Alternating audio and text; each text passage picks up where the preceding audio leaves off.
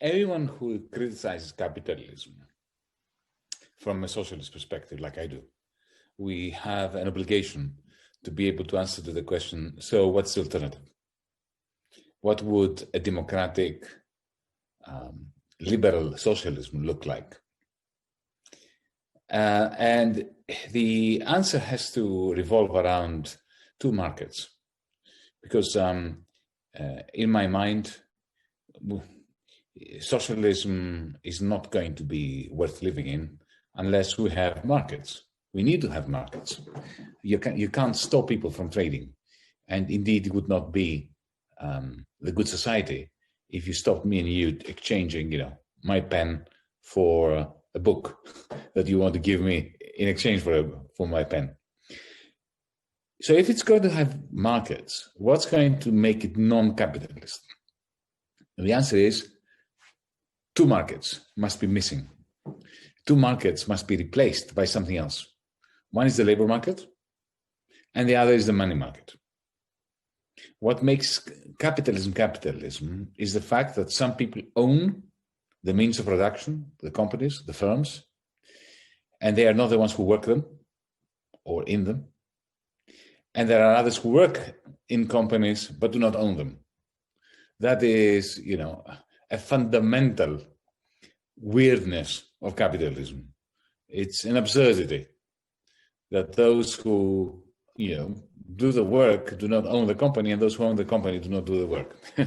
So in order to overcome this, you need to have a way of organizing production without labor markets. And the second thing, of course, is the absurd and obscene money market, which today, for instance, as we speak, under the pandemic,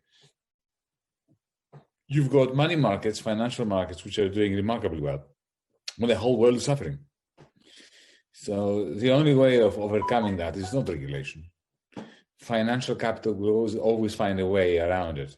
The way to overcome this is not to have financial markets, or at least not to have banks, not to have commercial companies, the purpose of which is to provide people with money.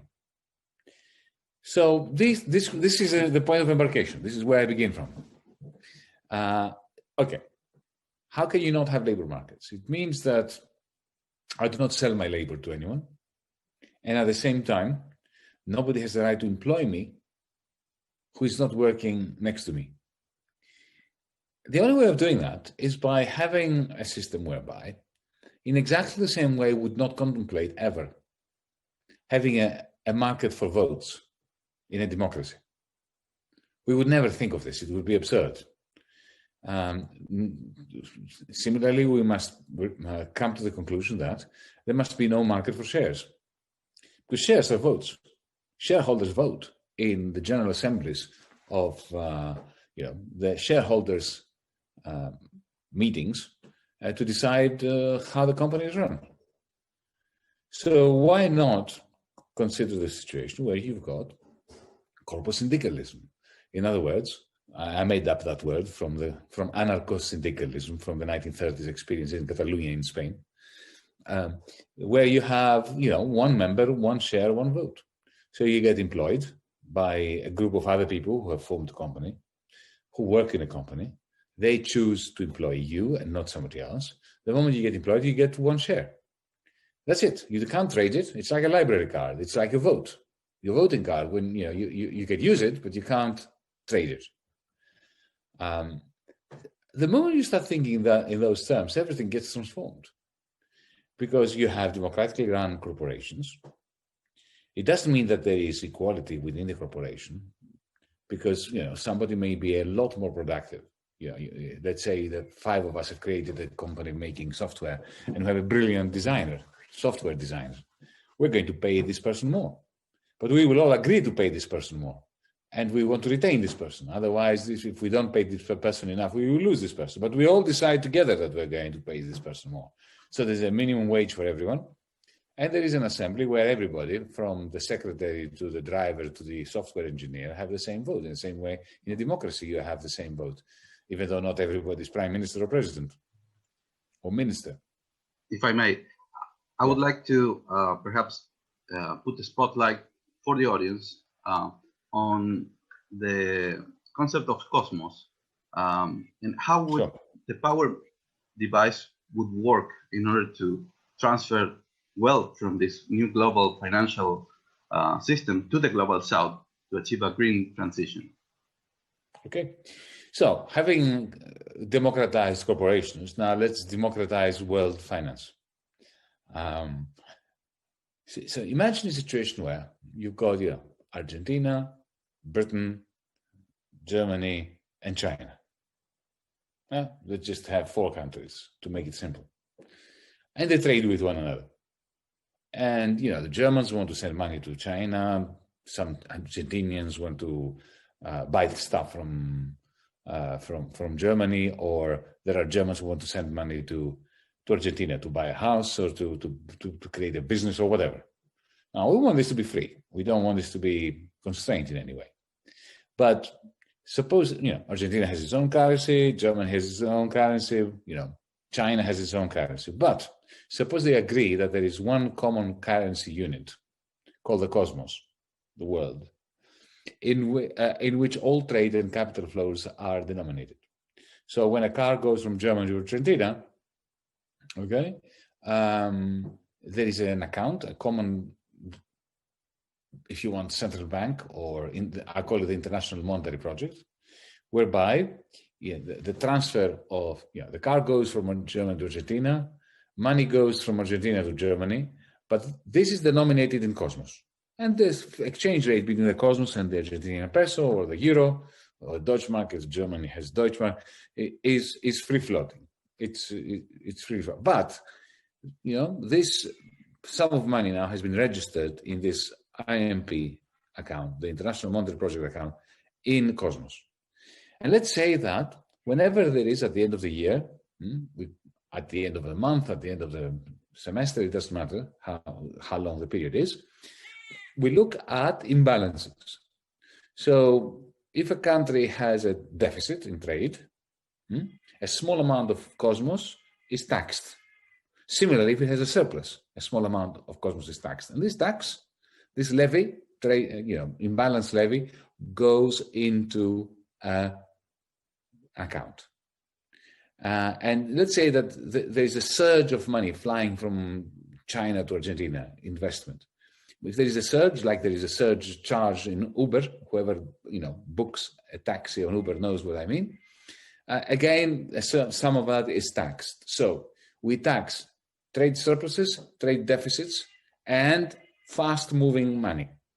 And that tax goes into Cosmos, into the currency of the world, into an account. And as this is accumulating, this goes to the developing countries in the form of green investments. Green investments creating green jobs in the developing countries to produce green, clean energy, for instance. Very powerful word in every language. It's called no.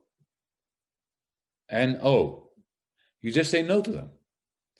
And, you're prepared to negotiate, you're prepared to compromise, because every negotiation involves a compromise, as long as you don't end up compromised. The only way not to end up compromised is if your finance minister, because this is who actually does the negotiations, is prepared at some point to say, you know what, if you insist on expropriating our people, if you insist on introducing austerity or privatization in order to effectively grab the family silver and run away with it, then we will say no to you.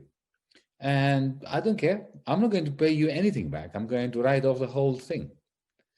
And they understand that. They understand. There will be a price to pay.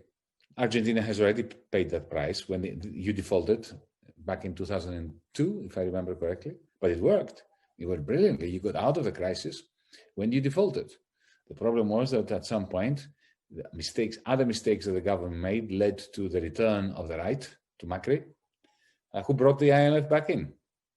I hope and trust that Guzman now, I think he knows his stuff. He knows what he needs to do. I hope he continues to persist, to put the national interest and the interest of the majority above the interest of the oligarchy. And I hope he gets the support that he needs from the president, because this is what I didn't have. We would have won. We were very close to winning. But unfortunately, my prime minister pulled the rug from under my feet. And, you know, as a finance minister, there's nothing you can do if you don't have the support. You can defeat the IMF. You can defeat the oligarchy. What you can't do is continue until and unless your prime minister or your president supports you.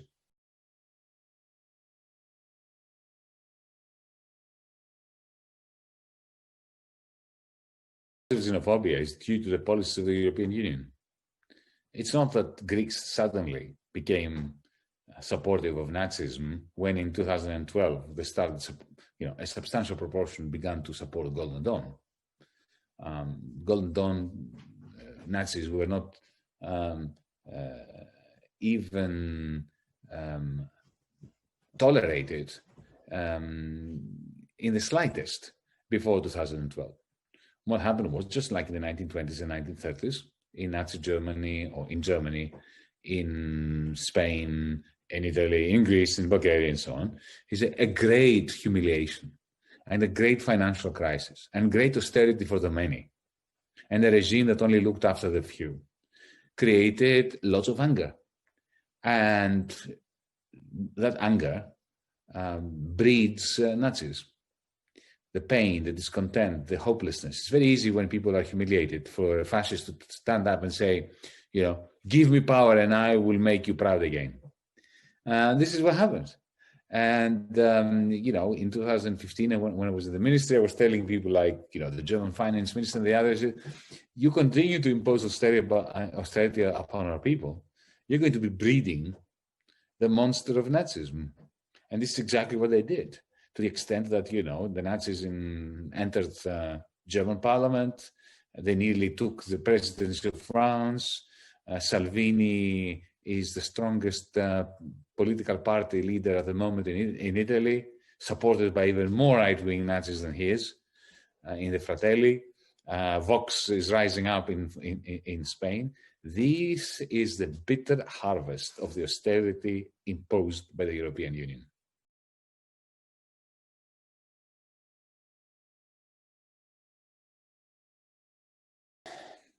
Let's not hold our breath regarding Biden.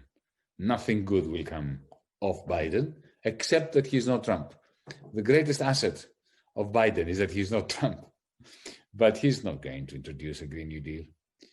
He's completely in the pocket of Wall Street, of the oligarchy in the United States. He was used in order to prevent Bernie Sanders from entering the White House and actually making a serious dent both in the oligarchy's hold over the people of the United States and climate change. Biden is going to be much better for America than Trump for the majority of Americans, because he's not a fascist. He's just an oligarch. Oligarchs are awful, but they are better than the fascists. But I'm not sure that Biden is going to be better for the rest of the world, because the one good thing Trump had was that he genuinely did not want to start a new war, and didn't start a new war, and withdrew troops from Afghanistan, from Iraq, from Syria, did not enter Libya when he could have.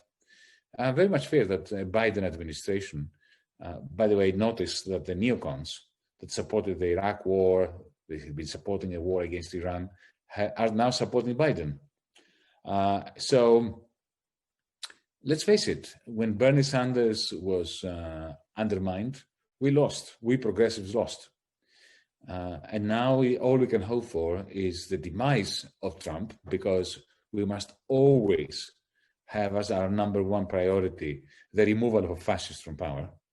But that does not mean that the world will become necessarily a better place because of Biden.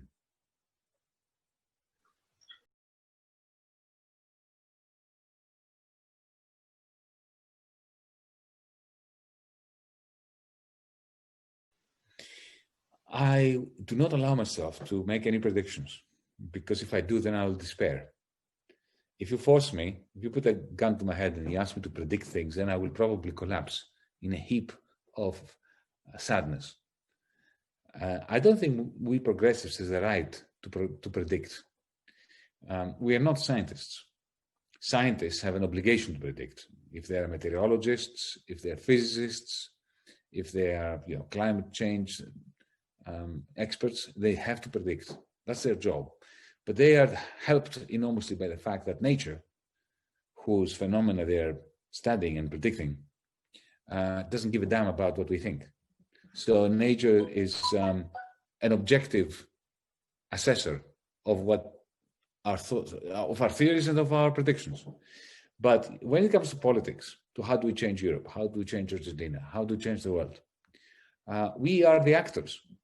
Each one of us has a moral, political, ethical responsibility to act. So I don't think we have the right to sit back like sports fans and watch and predict. We have to act. And when you're acting, you just do what is right, what you can't not do, and then let history transpire.